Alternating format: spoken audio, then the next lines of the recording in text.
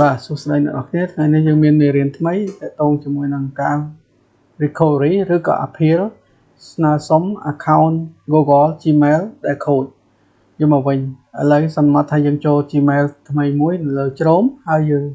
log Gmail ចូលវាចេញបែបនេះអ្នកនរគ្នាវាឲ្យរើស bicycle កង់អញ្ចឹងយើងរើសកង់មកធ្វើឲ្យចំមកដើម្បីបញ្ជាក់ថាយើងមិនមែន robot បាទបន្ទាប់មកយើងដាក់ password ណាសូមចាំបន្តិចបាទយើងដាក់ password ហើយយើង next បាទដល់នេះវាតម្រូវឲ្យយើងវាយលេខទូរស័ព្ទអញ្ចឹងលេខទូរស័ព្ទយើងដាក់លេខខ្មែរលេខណាក៏បានដែរបាទមិនជាបញ្ហាទេអញ្ចឹងខ្ញុំដាក់លេខខ្មែរទៅបាទអញ្ចឹងណាបាទ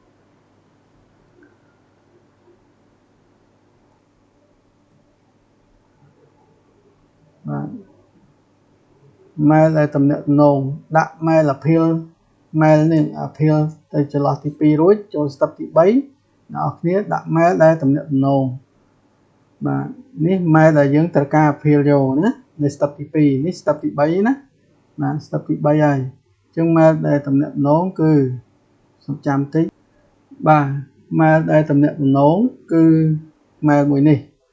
គឺ mail ដែលស្អាតបាទចុច submit appealចឹងវាប្រាប់យើងថាវាព្រមហើយឲ្យយើងរងចាំ2ថ្ងៃប៉ុន្តែជាទូទៅមិនដល់2ថ្ងៃដូចខ្ញុំដាក់សិលមិញហ្នឹងបាទនៅ load សារមកហើយរួចយើងចុច download your data បាទហើយសួរថាតើត្រូវការដាក់ mail មួយណាដែលត្រូវការ download your data ហ្នឹងគឺ mail មិញ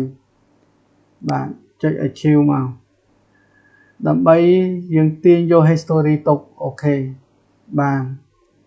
វា load warning ណា complete ហើយប៉ុន្តែវា warning ដោយសារតែ mail នេះវាអត់ទាន់ដំណើរការអូខេការ appeal ប៉ុណ្ណឹងស្អែក